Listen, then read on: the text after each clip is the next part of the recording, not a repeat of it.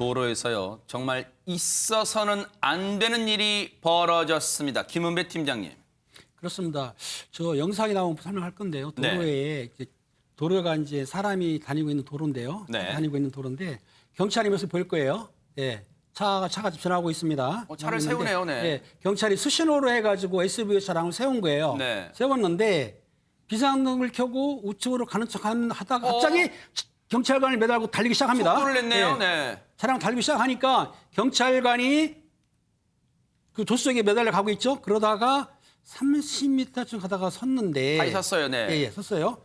그래 또 달려요. 경찰이 그렇죠. 또 도주하고 있습니다. 도주하고 있는데 그 당시에 경찰관이 끌려가다가 바닥에 넘어진 거예요. 사실은 네. 넘어졌기 때문에 그런데도 불구하고 넘어졌는데도 불구하고 저 SUV 차량은 계속 도주하고 있는 겁니다. 네. 그러니까 저 경찰관이 저 차를 제지하는데도 불구하고 저 차는 무조건 도주하면서 경찰관을 치진 않았다 하더라도 매달려 있는 경찰관을 떨어뜨린 뒤에도 계속 도주했던 거죠. 지금 영상을 보면요. 여러분들이 이런 생각하실 거예요. 혹시 앞에 봤던 차량과 뒤에 봤던 차량이 다른 차량인가? 오해하실 겁니다. 최진봉 교수님. 그런데 이게 왜 이런 일이 벌어졌냐면요. 사실은 이 차가 그 얌체 운전을 한 거예요. 얌체 운전을 어떻게 했냐면 지금 아까 화면 보시면 옆에 공사하는 모습이 좀 보이지 않습니까? 지하철 공사장에서 공사를 하고 있는데 그 공사를 하다 보니까 차선이 줄어들게 되고 그 좌회전 차선을 통해서 앞으로 쭉 온 거예요. 지금 이제 나중에 보이면 그러다가 직진 차선으로 끼어들게 됩니다. 그러니까 좌회전 차선에 지금 끼어드는 모습 보이시죠? 그래서 경찰관이 그걸 막기 위해서 얌체족들을 잡기 위해서 저기서 제재를 한 거예요. 단속을 하려고. 그러니까 같은 차에 탔는데 그래서 지금 타고 가는데 지금 보시는 것처럼 경찰관이 뭐 면허증 제시해 주세요. 아니면 범칙금 발부하겠습니다라고 했는데 결국 그 경찰관을 매달고 달리기 시작한 겁니다. 그래서 300m를 달려가서 결국 경찰관이 저렇게 쓰러지는 일까지 발생한 이런 일이 발생했다고 볼 수 있습니다. 네. 애초에는요. 지금 저 영상 보면 아마 차량 운전자한테 일단 정차를 요구하거나 그런 상황이 됐을 수 있어요. 그래서 뭔가 슬금슬금 움직이잖아요. 그래서 차량을 세울 줄 알았는데 갑자기 속도를 내니까 잡습니다. 처음에 잡을 때는 이 운전자석 말고 조수석, 운전자 오른쪽에 있는 조수석을 잡아요. 그런데 잠시 30m쯤 가다가 차량이 멈춥니다. 뭔가 이때까지만 해도 경찰은 자기 잘못을 아는구나 했겠죠. 그런데 그 다음 영상이 바로 그거였어요. 이제는 여기서요 멈추는 것이 지금 비상등 켰잖아요. 저 보세요.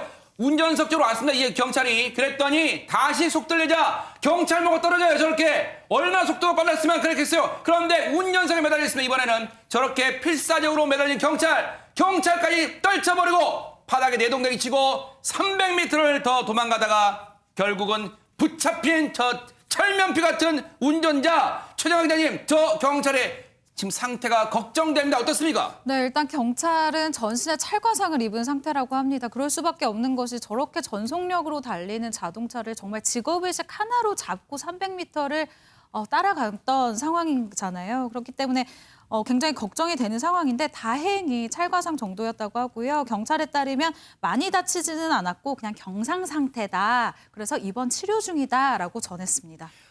지금 저 상태로요. 붙잡혔기에 천만 다행입니다. 장윤미 변호사님. 그렇습니다. 무려 이 30대 운전자는 60km, 이 현장에서 60km 정도 떨어진 목포의 지인집에서 발견이 됐는데요. 경찰은 CCTV 추적을 통해서 이 당사자를 이제 체포할 수 있었다고 하고요. 경찰에 따르면 목포 지인집이 원래는 내 목적지였다. 이런 좀 변명을 늘어났다라고 합니다. 그리고 휴대전화가 꺼 있었는데 이 부분은 아마 추적을 피하기 위해서였을 거라고 추정이 가능한 부분인데 본인은 휴대전화를 꺼놓고 잠을 자기 위해서 내가 이렇게 조치를 했다. 이런 주장을 내놨다고 하네요. 지금요. 저 상황을 보면요. 지금 자신은 이렇게 저렇게 핑계를 둘러대지만요. 휴대전화를 꺼놓고 잠들었다. 뭔가 자신이 숨고 잠적하기 위한 정황이 곳곳에서 느껴집니다. 최진봉 교수님. 예, 그렇습니다. 사실 이제 아까 말씀하신 것처럼 한 번, 두 번, 결국 한 번 잡았다가 또 잠깐 멈춰 두 번째, 그리고 또 매달고 가다가 떨어뜨린 거잖아요. 근데 이 사람이 나중에 경찰에 변명한 내용이 너무 황당무계해요. 저는 그렇게 생각합니다. 이 사람은 그렇게 주장하지만 그 주장이 뭔지 아세요? 사흘 동안 잠을 자지 못해서 운전할 당시에 피로가 누적된 상태였다. 그래서 유리창에 낀 성에로 경찰이 매달린 사실을 몰랐다는 거예요. 아니 생각해 보세요. 첫 번째 지금 끼어들기에서 얌체적으로 걸려서 경찰이 일단 제지를 했잖아요. 그런데 그걸 잠깐 멈췄다 출발했어요. 그 말은 경찰이 옆에 있다는 걸 확인했다는 겁니다. 그리고 매달려서 갔어요. 한참을. 그러다가 또 섰어요. 왜? 경찰이 매달려 오는 걸 아니까 섰지 않겠습니까? 아니 경찰이 매달려 오는 걸 모르면 그냥 갔겠지 뭐하러 또 섰겠어요. 그러니까 경찰이 운전석 쪽으로 간 거 아닙니까? 네. 그런데 본인은 성의가 끼어서 전혀 몰랐다고 얘기하는 게 네. 과연 상식적으로 이해가 가능한가? 그리고요, 사람 무게 정도가 문을 잡고서 딸려오면 느낌이 옵니다. 운전하는 사람이 대체적으로 다 시청자분들 운전해 보시면 아시지 않습니까? 뭔가 이상이 있으면 차의 운전자의 느낌이 와요. 그런데 성의에 끼어서 경찰에 매달린 사실을 몰랐다? 제가 볼 때 유리창도 어느 정도 열려 있던 것 같아요. 네. 대화한 것 같고. 그러면 성의가 끼는 것도 제가 볼 때 제한적일 수밖에 없는 상황이고, 이렇게 얘기하는 것이 과연 본인의 죄를 또는 뭐 면해 보려는 그런 시도라고 볼 수는 있겠지만 상식적으로 이해가 되는 일인지는 스스로 좀 깊이 반성해 봐야 된다고 생각을 합니다. 장윤미 변호사님, 사실은 이 장면을 나중에라도 저 경찰분의 혹시 결혼하셨다면 아내분이 볼 것이고 결혼하지 않으셨다 해도 가족분이 보실 거예요. 그러면 억장이 무너질 겁니다. 왜냐하면 전국에 계신 경찰분의 가족분들은요. 오늘도 무사히라는 기도를 할 거예요. 근데 저 영상 보면 정말 가슴 철렁하고 막 분노, 눈물, 막 복합적인 감정이 느껴질 거란 말이에요. 예, 당연히 그렇습니다. 아주 엄벌에 처할 수밖에 없는 상황인데 이게 끼어들기에서 사실 촉발이 된 거잖아요. 끼어들기를 했다면 사실 3만 원 범칙금으로 끝날 수 있는 사건을 본인이 공무집행 방해도 아니라 특수 공무집행 방해 치상, 이 경찰분이 찰과상을 전면적으로 이 전신에 입었다는 건 상당히 상해가 중한 세상에. 부분입니다. 그렇기 때문에 이 부분은 3년 이상의 유기징역형에도 처해지는 상당히 중하게 처벌받는 범죄이고요. 또 요새는 공무집행을 방해한 혐의에 대해서는 굉장히 강하게 엄단하고 있는 추세입니다. 네, 정말로 엄벌에 처하고 따끔한 처벌을 내려지기를 또 기대를 해보도록 하겠습니다. 자, 여러분과 함께하는 뉴스파이터 이제 다음 얘기로 넘어가 보겠습니다. 지금요, 온 국민은 코로나19를 이겨내느라고 지금 다 걱정이고 조마조마한 상황인데 이러한 상황이 이런 기가 막히고 코가 막힌 상황이 연출됐습니다. 최정아 기자님. 그렇습니다. 말씀처럼 사실 요즘 하루 확진자가 300명대가 넘는 이런 상황에 코로나19로 서민들이 굉장히 힘들어하고 있는 상황인데요. 한 군의회 의장이 춤판을 벌였다라는 논란이 불거졌습니다. 영상 함께 보시죠. 한 행사장인데요. 초대 가수의 노래가 시작이 되자 참석자들이 나와서 이렇게 춤판을 벌이고 있습니다. 일단 2m 거리두기 온데간데 없죠. 볼 수가 없는 상황이고요. 지금 보시다시피 뭐야, 어깨 동무 일부는요. 춤까지 춰요 지금? 네, 마스크도 쓰지 않고 있는 사람들이 굉장히 많아요. 그런데 이 참석자들 중에 국민을 대표하는 의회 의장이 있었습니다. 지금 동그라미 안에 지금 굉장히 신나게 춤을 추고 있는 저분인데 춤판이 끝나자 이번에는 이 의장이 참석자들 사이를 분주히 오가면서 노래까지 위쪽으로 부릅니다. 또 벗었네. 위쪽으로까지 벗고 이제. 네, 네. 이제 마이크를 잡고 노래까지 부르는 마스크는 또 없는 굉장히 좀 황당한 상황이 연출이 되고 있습니다. 이게요, 장윤미 변호사님, 이게 혹시 3년 전, 5년 전, 10년 전 영상입니까 혹시? 놀랍게도 지난 14일의 영상입니다. 상당히 코로나 시국에 엄중했던 상황에서 펼쳐진 상황인데요. 전남 고흥군의 한 사회단체 회장 이 취임식 행사 자리입니다.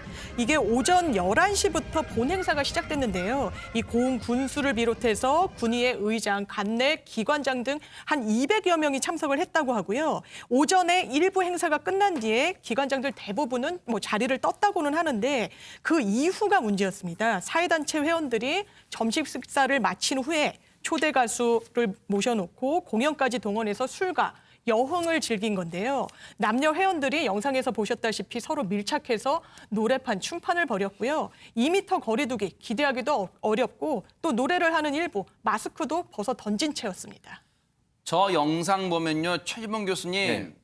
지금 심각한 장면이 한두 군데가 아닙니다 지금. 그렇죠. 아니 일단 2m 거리두기 안 하잖아요. 아니 그렇게 모든 국민들이 어려움을 참고 아니 저런 모임 하고 싶은 사람이 한두 명이겠습니까?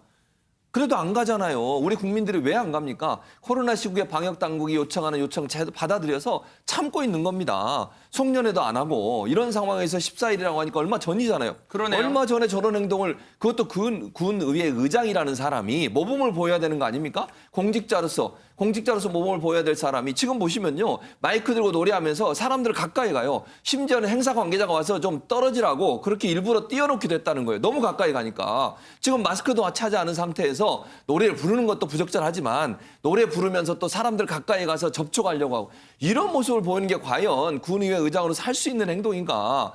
아니 책임 있는 사람 군수든 군의장이든 그 지역에서 어쨌든 사람들의 모범이 돼야 되는 것이고요. 다른 사람이 안 하더라도 하라고 격려하고 그렇게 해야 되는 사람 아닙니까? 저 자리에서 그렇게 행동을 해야 되는데 도리어 본인이 마스크 벗어던지고 윗도리도 벗어던지고 와이셔츠 차림에 마이크 들고 돌아다니면서 저 사람들하고 가까이 가서 노래를 부르는 저런 행동을 할 수 있습니까?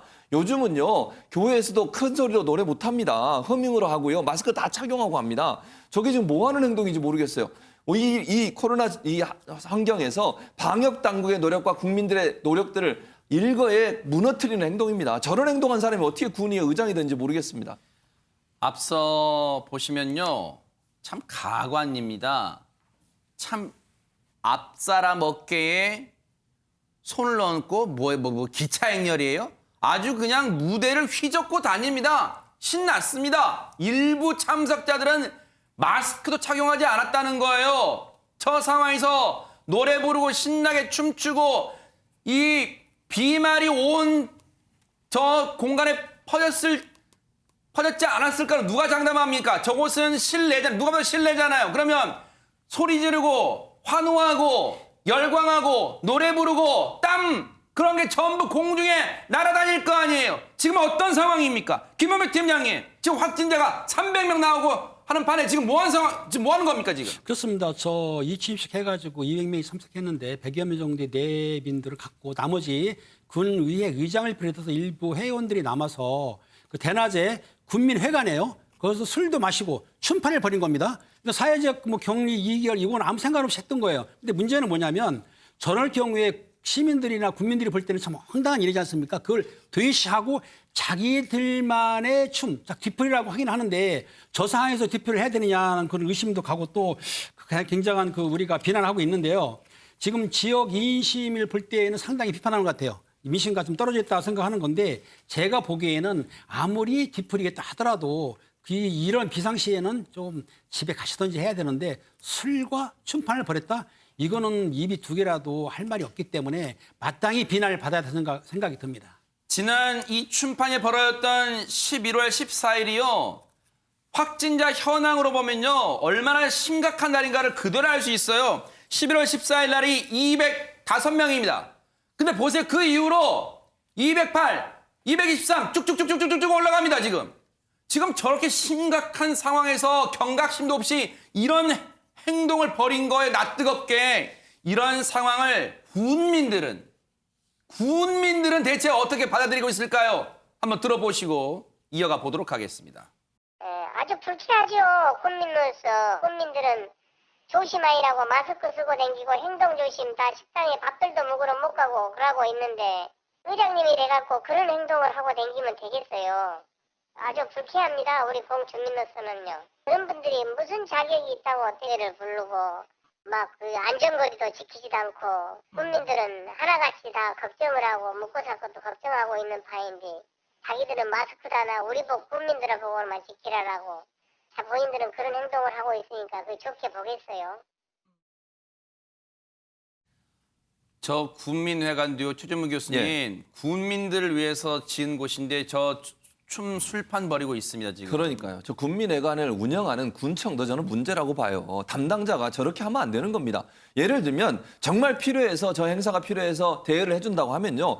정말 방역 대책 제대로 잘 세웠는지 확인하고 2m 이상 간격 떨어져서 움직이면 안 되고 예컨대 의자 다 놔놓고 마스크 다 착용하고 저기 지금 화면도 붙어 있잖아요. 저렇게 하기로 다 붙여놓고 실제로는 안 한다는 게 말이 됩니까 이게? 그럼 군에서 대체 이 군민회관을 어떻게 운영하는지 모르겠어요. 군민들이 낸 세금으로 지어진 건물 아닙니까? 네. 그러면 저 안에서 제대로 방역 대책이 지켜질 수 있도록 그렇게 관리 감독을 했어야 되는데 지금 군청도 제대로 관리 감독 안 한 거 아닙니까? 그리고 그런 대책이 안 서 있는 그런 행사라고 하면 아예 못하게 막았어야 돼요. 가능한 한 코로나 시기에는 다 많은 사람이 모이는 행사를 적게 해야 되는데 지금 아까 처음에 말씀하신 100명, 200명이 왔다는 거 아닙니까? 군수, 군의원, 군 의장까지 해서 의회 의장까지 저렇게 많은 사람이 모였는데 저기서 2m가 되는지도 모르겠고요. 네. 행사가 저렇게 진행되는 것을 미리 알았다고 하면 중단하든지 못하게 하든지 아니면 저걸 허락을 하지 말았어야 되는데 네. 어떻게 세금으로 운영된 군민회관에서 저런 행동을 하는지 저는 도저히 이해가 안 되고 네. 지역 주민들 말씀처럼 얼마나 창피하겠습니까? 저런 사람이 우리 군을 대표하는 의회 의장이라고 하면 국민들 입장에서 화가 머리 끝까지 치밀어 오를 것 같습니다.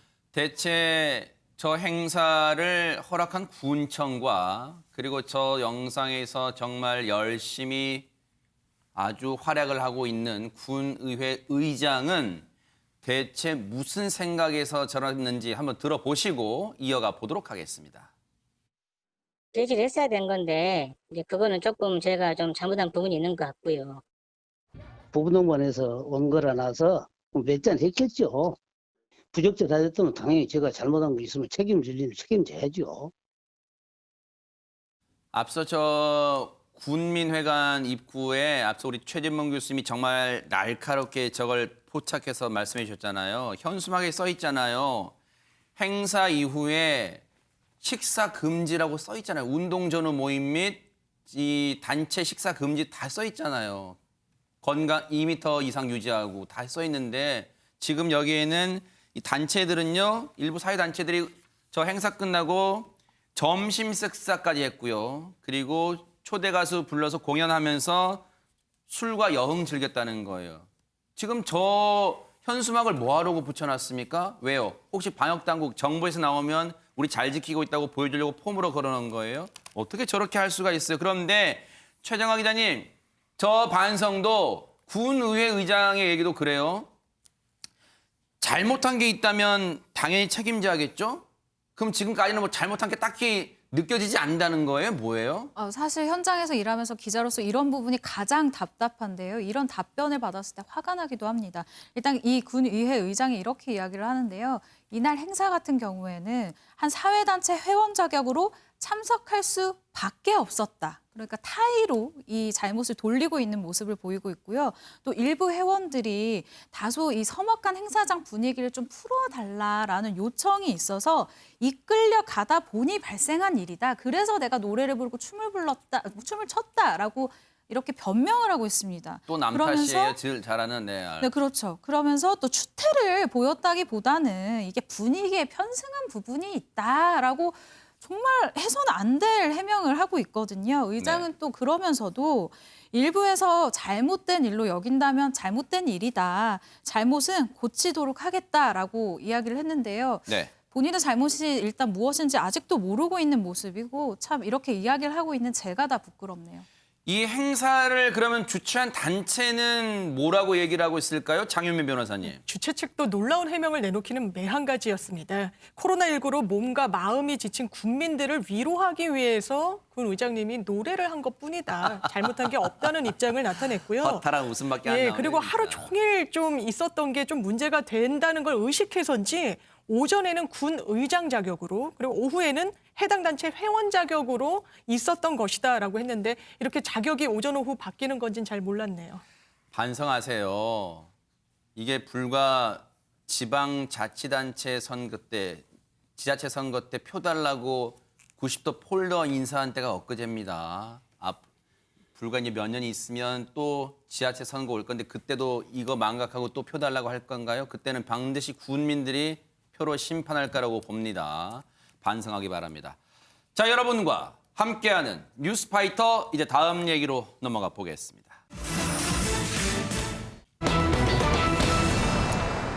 정말 뭐 대세 가수라 해도 과언이 아닙니다. 김호중 씨가요. MBN의 요즘 뜨는 프로그램 로또싱어에 출연해서요. 이 출격한 한 성악가를 극찬을 했다는데요. 왜 극찬을 했을까요? 얼마나 대단한 실력인지 영상으로 확인해 보시고 이어가 보도록 하겠습니다. 막막한 세상에 달리는 인생아 너의 가는 곳 그 어디야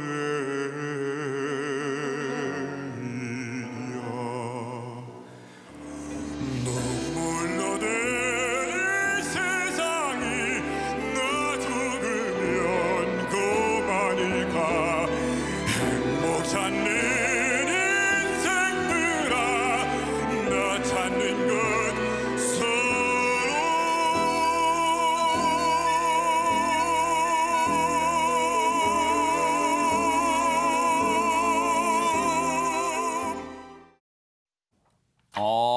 최정화 기자님, 지금 사회 찬미 우리가 이제 제목으로도 많이 들었던 익숙한 곡입니다. 네, 맞습니다.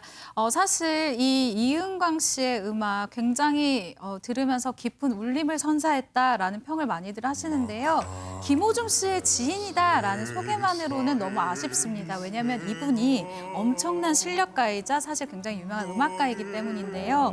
2007년도에 국립오페라단 라보엠으로 국내 무대에 데뷔를 했고요. 또 이후에 2008년부터 2015년도까지는 스위스 바젤 오페라 극장에서 무려 동양인 최초로 전속 주역 가수로 활동을 하고 있는 분이에요. 원래 같았으면 사실은 이제 한국과 유럽을 굉장히 바쁘게 오가면서 활약을 하는 분인데 네. 지금 또 코로나19 상황 아니겠습니까? 어허. 그렇기 때문에 국내 공연이 모두 취소가 된 상황이에요. 네. 그래서 서울에 머무르던 중에 마침 또 이 로또싱어를 알게 되어서 출연을 하게 됐는데요. 여기서 윤심덕의 이 사회 찬미를 불러서 정말 많은 분들에게 깊은 울림을 선사했고 이 노래가 이런 매력이 또 있었구나라는 또 그런 생각을 들게 하는 아주 좋은 무대였습니다. 근데 최진봉 교수님, 예. 물론 김호중 씨도 성악가 출신이긴 합니다만 이은광 씨는 김호중 씨한테는 대선배란 말을. 근데 어떻게 대선배인 이은광 씨를 극찬했다는 거예요? 그러니까 아마 김호중 씨가 본인이 음악을 전공하고 성악을 하면서 가장 존경하고 정말 실력이 뛰어난 성악가로 이은광 씨를 지목한 것 같아요. 그래서 아마 칭찬을 한 것 같은데 김호중 씨도 아시는 것처럼 2009년도에 김천예술고등학교 재학할 당시에 모 지상파 프로그램에 출연을 했었잖아요. 그래서 그 당시에 고교생 파바로티라는 별명을 얻을 정도로 엄청난 실력을 발휘를 했었죠. 그 동영상을 SNS의 동영상을 모 아카데미 관계자가 보고 이 김호중 씨한테 제안을 합니다. 독일로 유학을 떠나지 않겠느냐고. 그래서 독일로 유학을 떠나게 된 거거든요. 그래요? 그리고 아마 독일로 가서 음악을 전공하고 성악을 전공하면서 이은광 씨를 알게 된 것 같고 이은광 씨와 교제를 했던 것 같아요. 그래서 그 당시에 느꼈던 느낌으로 본인의 자서전에도 이렇게 이은광 씨 실력을 언급해 놨는데요. 은광 형은 괜히 스위스 보석이라고 불리는 게 아니라 왜냐하면 이은광 씨가 스위스 보석이라는 별명이 있어요. 그래요? 스위스의 음악 단체에서 주역으로 활동을 했었거든요. 그래서 동굴 저음이 무엇인지 알고 싶다면 꼭 은광 형의 노래를 들어보라고 권하고 싶다. 내가 감히 어떤 수식어로도 평가하기조차 어려운 만큼 세계 최고의 바리톤이다. 이렇게 극찬을 하고 있습니다. 이은광 씨와 김호중 씨의 인연은 10년 전으로 거슬러 올라간답니다. 영상으로 만나보시고 이어가 보도록 하겠습니다. 네, 안녕하세요. 로또싱어 시청자 여러분 반갑습니다. 가수 김호중입니다. 이은광 선배님. 물론 어릴 때도 잘 알고 굉장히 친하거든요. 근데 어중아 이게 얼마만이냐? 이게 안 되는 거야. 진짜. 아빠 I love you. 한 번 들으면 헤어나올 수 없는 그런 정말 좋은 목소리를 가지셨거든요. 2010년이었나요? 스위스 바젤에 그 당시 갑자기 전화가 왔어요. 뭐 다짜고짜 형님, 저 김천예고 출신이고 성악하는 친구인데 저기 형님 좀 만나 뵈러 가도 되겠냐고. 기억에 남는 게 펀치가 되게 좋았어요. 그래서 아니요, 이 펀치가 아니고 이 얼굴 펀치가 낯이 두껍다는 거죠.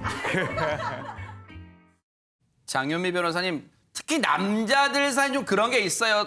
일단 친해지려면 무조건 첫 만남이든 못 만남이든 형님 하는 게 있습니다. 네. 그렇습니다. 이 두 사람의 인연은 10년 전으로 거슬러 올라가는데요. 10년 전 2010년에 김천 문화예술회관 개관 10주년 무대가 열렸습니다. 이때 이은강 씨는 이제 고향이 김천인 인연으로 또 이제 김천 예고에 다니는 김호중 씨도 같이 한 무대에 섰던 이런 인연이 있는데요. 이 10년 전에 바로 이은강 씨는 바젤 오페라단의 전속 가수로 이제 활약을 하게 됩니다. 근데 김호중 씨가 갑자기 연락을 해서는 내가 만나러 가도 되겠냐 형님 이렇게 물은 거예요. 그러니까 정말 이게 낯이 두껍다라고 이 당사자는 느꼈다는 거고요. 네. 더 큰 일화가 있는데요. 네. 이은강 씨가 결혼한 지 얼마 되지 않은 신혼 초에 그것도 이사도 한 지 얼마 되지 않은 며칠 되지 않은 집에 바로 이 김호중 씨가 찾아오겠다고 연락을 한 겁니다. 그래서 이게 이은강 씨 표현에 따르면 이 독일 유학원 경산도 촌놈을 내가 내 치지도 못하고 집에 와라라고 했더니 무려 3박 4일을 먹고 놀고 자고 갔다고 합니다. 대박 사건. 최정 회장님 다짜고짜 만나자고 전화해 신혼집에 쳐들어가서 3박 4일 숙식에 이거 진짜 얼굴 조금 두껍습니까? 김호중 씨 어떻습니까? 일단 저는 성격이 좋다라고 얘기를 하고 싶은데요. 김호중 씨가 성격이 무얼 배우고 싶으면 그 배우고 싶은 곳에 일단 찾아가고 그 사람을 만나고 질문을 하는 것에 있어서 부끄러움을 느끼지 않는 굉장히 좋은 자세를 가지고 있다라고 합니다. 그래서 뭐 여행을 갔을 때도 현지인 분들한테 굉장히 말을 많이 건다라고 얘기를 하거든요. 실제로도 이렇게 이야기를 하는데 그 탤런트이자 모델 출신이 김승현 씨가 또 김호중 씨랑 굉장히 친한 사이예요. 그래서 제가 전에 들었더니 일단 성격 자체가 모험 그리고 뭐 도전을 굉장히 좋아하는 성격이라고 얘기를 하더라고요. 이런 성격 덕분에 인맥이 굉장히 좋고 또 주변에 굉장히 잘 챙겨주는 형 동생들이 또 굉장히 많다고 합니다. 그럴 수밖에 없는 것이 한번 만나면 이 특유의 친화력으로 호재하는 이런 사이가 금방 네. 된다고 하거든요. 심지어 김호중 씨랑 같이 한번 작업을 했었던 한 제작진분이 이런 이야기를 한 적이 있었는데요. 김호중 씨가 호기심이 정말 많아서 이 촬영을 하는 동안에 이건 뭐예요? 저건 뭐예요? 계속해서 물어보는 그런 자세가 굉장히 좋았다라고 얘기를 하더라고요. 네.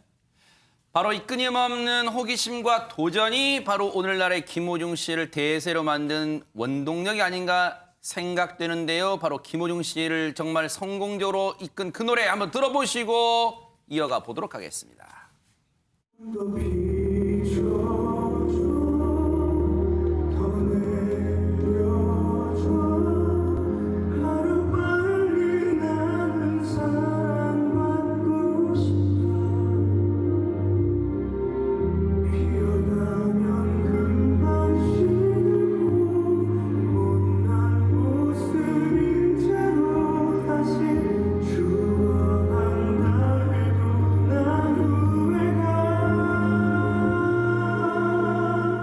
들었을 때부터 너무나도 와닿았던 곡이고 잘 표현해낼 수 있는 그런 곡인 것 같아서 존재하는 이유가 살아가는 이유가 당신이라서 감사해. 많은 분들에게 제가 해드리고 싶은 이야기가 담겨져 있는 곡이고요. 덕분에 제가 많은 사랑을 받고 당신 덕분에 내가 살았어 라는 그런 곡입니다. 노래 진짜 좋다. 내가 하면서 막 때리는 것 같아. 살아가는 이유가 당신이라서. 김은배 팀장님, 김호중 씨가 팬미팅 현장에서 자신의 곡 만개라는 노래를 부르면서 눈시울을 붉혔어요. 그 이유가 뭐가 있을까요? 자기가 지금까지 오면서 여러 사람들이 도움을 받은 건데요. 먼저 진시몬 씨 아시잖아요. 진시몬 씨요, 네네. 13년 2년인데요. 서울에 상경했을 때 그 집에서 숙식을 해결했다는 거예요. 그러니까 얼굴 펀치가 센 거죠, 김호중 씨가. 네. 그렇고 송가인 같은 경우는 이제 누님이라고 안 부르고 큰 형님이라고 부른다는 거예요. 아마 송가인 씨가 트로트를 굉장히 권유했던 것 같아요. 그러니까 트로트를 떴지 않습니까? 네. 그러니까 의미는 마찬가지인 거예요. 또 이재령 씨 있지 않습니까? 네. 이재령 씨한테는 재령이 형님이라고 부른다는데 그래요? 네. 아마 이제 이재령 씨가 김호중 씨한테 좋은 말 했나 봐요. 네. 넌 할 수 있다.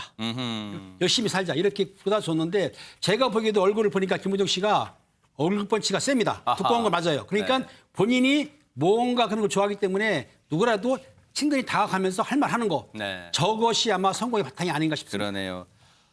이 김호중 씨의 인성이 좋은 인성이 바탕이 됐기 때문에 주변에 앞서 보신 분 그 스타들도 다 김호중 씨의 찐 팬이자 든든한 지원군이 되지 않았나 이런 생각도 해봅니다. 앞으로도 많은 이 역할 또 성원 기대해 보도록 하겠습니다. 여러분과 함께하는 뉴스파이터 이제 다음 얘기로 넘어가 보겠습니다.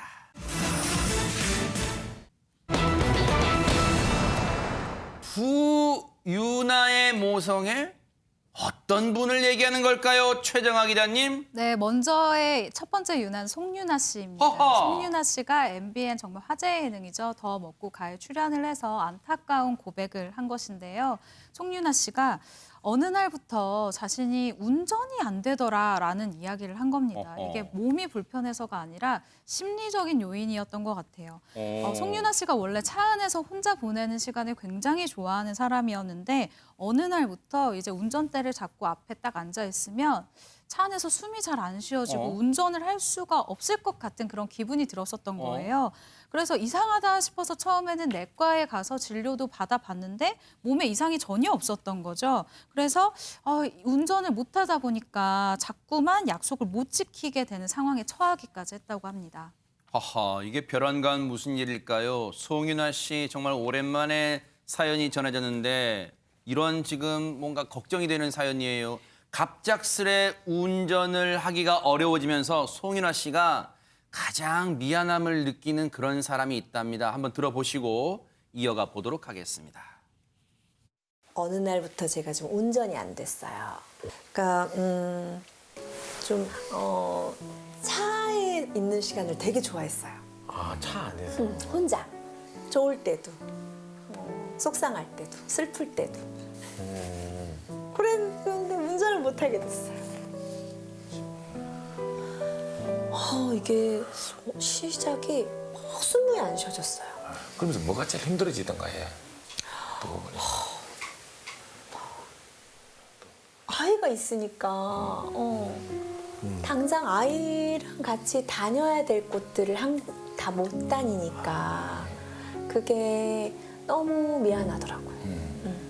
그 아이들이나 뭐 어머님들이나 같이 뭐 주말에 뭐 어디 애들 위해서 뭐 어디 가요 이런 거 많아요. 근데 엄마들이 거의 다 이렇게 해줘야 되고 그러면 저는 이제 거기서 이렇게 다 이렇게 못할 수밖에 없는 거죠.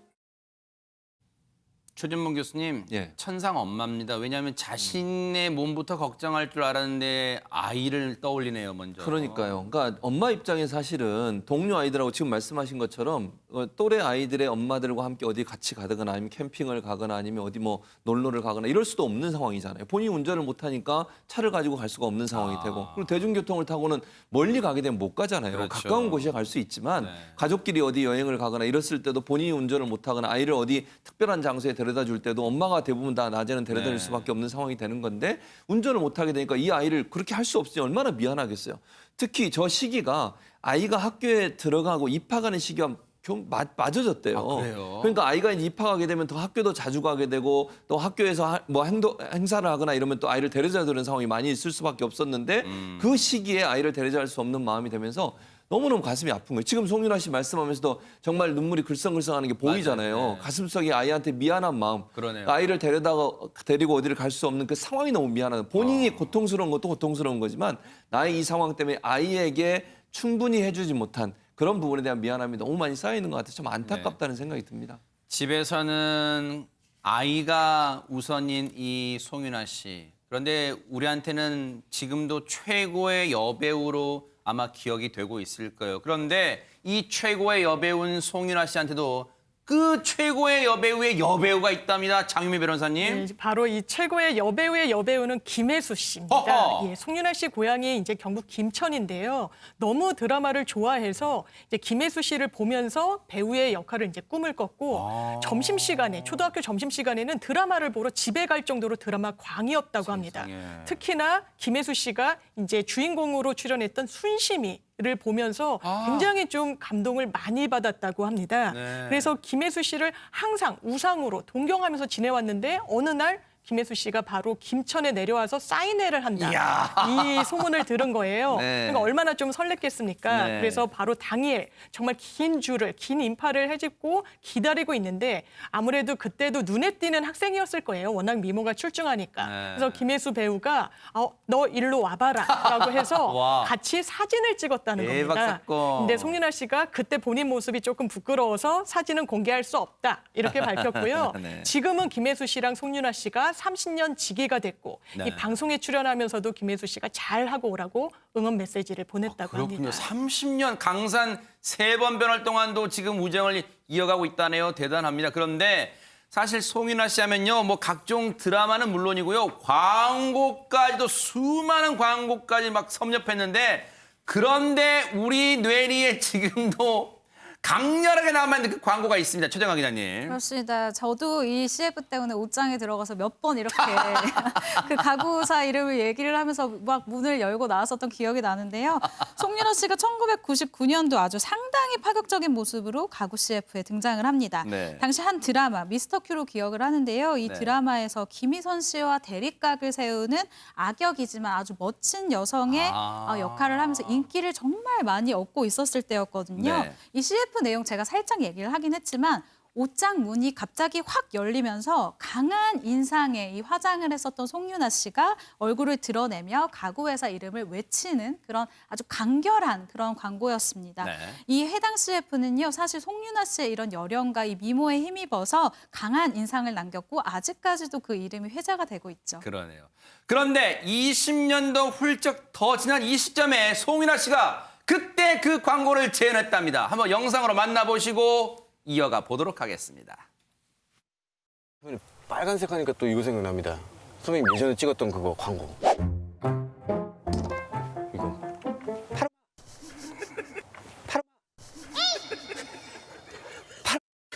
그때 고등학교 때 내 친구 막 가르마. 뭐 조명 준비. 스탠바이. 액션.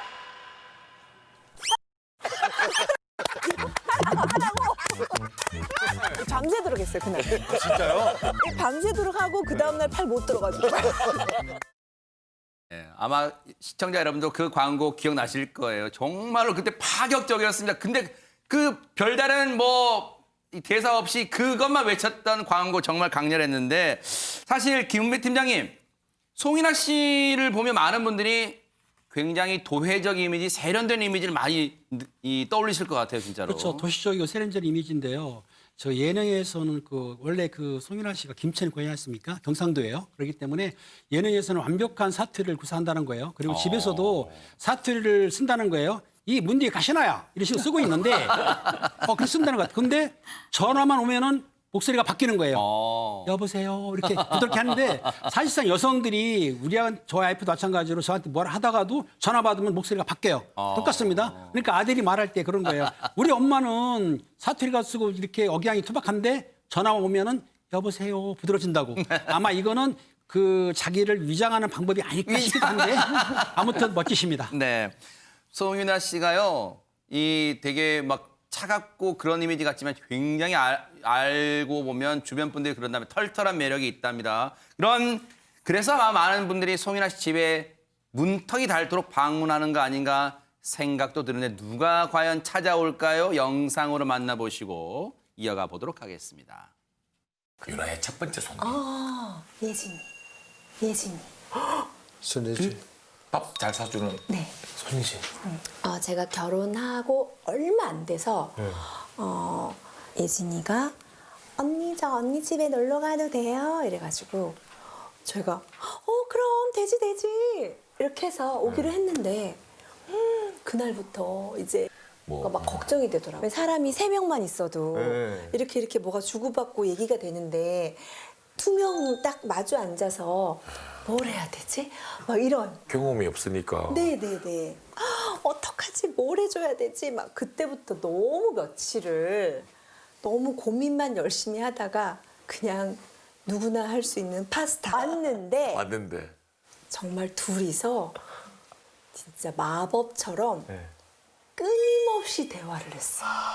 끊임없이.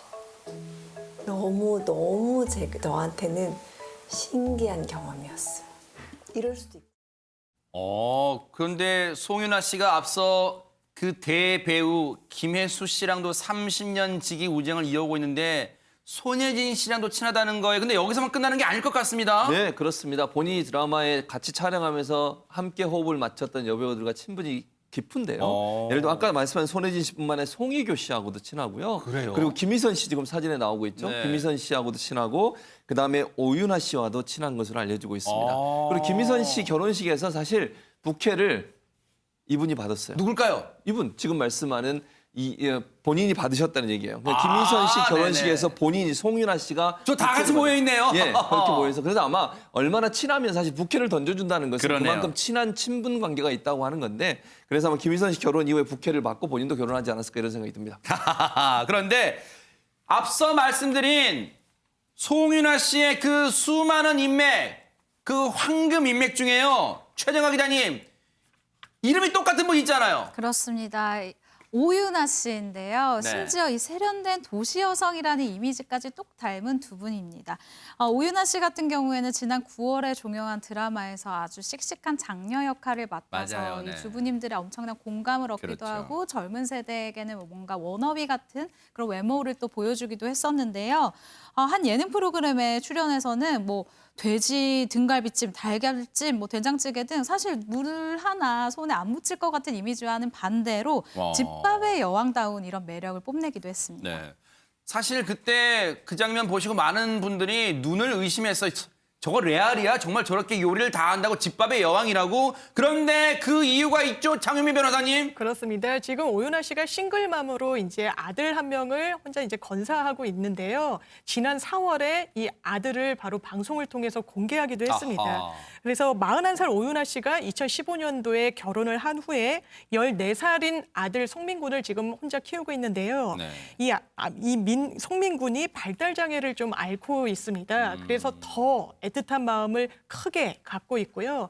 이제 아들이 14살이 돼서 굉장히 좀 체력적으로나 뭐 왕성하다 보니까 오히려 이 아들과 정말 전적으로 놀아주기 위해서 오윤아 씨가 운동을 열심히 한다고 하고요. 지난해에는 아예 일을 접고 아들이랑 추억을 만들어주기 위해서 굉장히 좀 노력을 하고 방송 활동을 일절하지 않았다고 합니다. 그렇군요. 그래서 엄마와 이렇게 시간을 지내다 보니까 이 엄마 이야기를 잘 못했던 아들이 엄마 이 한마디를 던지니까 오윤아 씨가 정말 눈물을 펑펑 쏟았다고 그 당시를 회상하기도 했고 지금 많은 분들이 오윤아 씨를 응원하고 있습니다. 세상에 눈에 넣어도 아프지 않을 그 사랑스러운 아들, 그 아들에 대한 고백 오윤아 씨 얘기 들어보시고 이어가 보도록 하겠습니다. 저희 아들이 자폐가 있어가지고요. 좀 다른 아이들에 비해서 좀 늦대다기보다는 좀 아프죠. 아픈 거죠. 예, 발달이 늦은 거죠. 아무래도 이제 말 같은 것도 막 좀 늦고 약간 그랬어요. 그리고 지금도 약간 말이 좀 잘하는 건 아니죠. 잘하지는 못하고. 그래서 뭐 이렇게 뭐 먹는 것도 이렇게 이제 약 같은 거를 이제 안 먹을 수가 없어서 약을 먹이면서 좀 살도 많이 찌고. 그래서 저희 아들이 일반 그 초등학교 6학년보다는 한참 어린 느낌이 많이 들죠. 저는 이제 4학년 때 그 진단을 받았어요. 처음에 좀 늦는 것 같아가지고 병원에 갔는데 뭐 뇌파 검사나 이런 거 전문적인 그걸 했을 때는 전혀 뭐 이상이 이렇게 있진 않았는데 애가 이제 말을 안 하니까 조금 애를 먹었죠. 예, 그래서 차라리 처음부터 좀 알고 있었으면은 더 이렇게 좀 했을 텐데 좀 여지를 주니까 좀 마음고생도 심하게 했고 뭐 그랬죠. 네. 지금이야 정말 카메라 앞에서 덤덤하게 얘기를 털어놓습니다만 본인 말처럼 최진봉 교수님 마음고생 심했을 것 같습니다. 그럼요. 싱글맘이잖아요. 또 혼자 아이를 키우는 상황이고 아이가 일반 아이들과 다르게 다른 방식으로 크고 있는 상황이기 때문에 그 아이를 볼 때 이 엄마의 마음이 얼마나 아플까 하는 생각이 듭니다. 특히 싱글맘이라 혼자 워킹맘이잖아요. 본인이 돈을 벌어야 아이와 함께 생활할 그러네요. 수 있는 상황 아니겠습니까? 그러니까 아이를 두고 나갈 수밖에 없는 이 상황에 대해서 엄청난 죄책감도 있고 아픔도 있었다는 거예요. 그리고 아이가 처음에 아까 표현하신 것처럼 자기 의사를 잘 표현하지 못한 것을 눈치채지 못하고 그냥 아이가 괜찮겠지 하고 본인이 나갔던 것도 이제 후회가 된다는 거예요. 그러니까 미니 군이 엄마에 대해서 제대로 잘 표현하지 못하고 아픔이 있음에도 불구하고 그걸 표현하지 못했는데 그걸 알아보지 못한 것도 본인은 가슴이 아픈 거고. 그래서 워킹맘으로서의 그 아픔이 있다. 다만 최근에 와서는 생각을 좀 바꿨대요. 내가 행복해야 아이도 행복할 수 있다. 그래서 내가 행복하게 열심히 일하기로 작정했다라고 하면서 더 열심히 일하겠다는 마음을 표현을 했는데 민희도 아마 그런 엄마를 응원하고 엄마의 그런 상황을 잘 알고 있기 때문에 잘 참아내리라고 생각이 됩니다.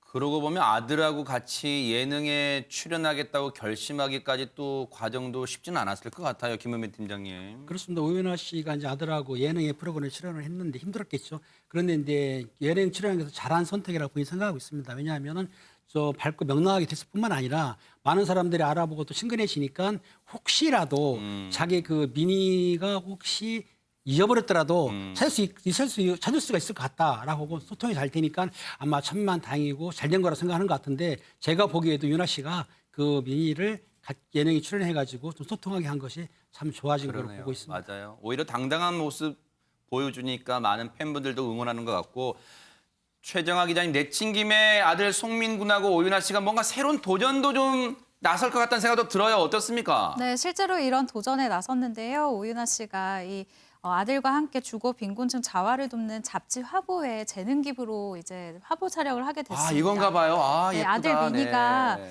보시다시피 처음에는 사실 그 굉장히 조금 얼어있고 포즈도 좀 취하기가 어려웠었는데 지금 보시다시피 오윤아 씨가 나서서 뭐 미니가 좋아하는 장난감도 걸고 보여주니까 네. 환한 미소로 그리고 굉장히 좀 재밌는 이런 포즈들로 엄마의 끼를 쏙 빼닮은 이런 모습을 보여주고 있습니다. 두 유나 씨의 가정에 행복이 깃들길 또 응원하겠습니다.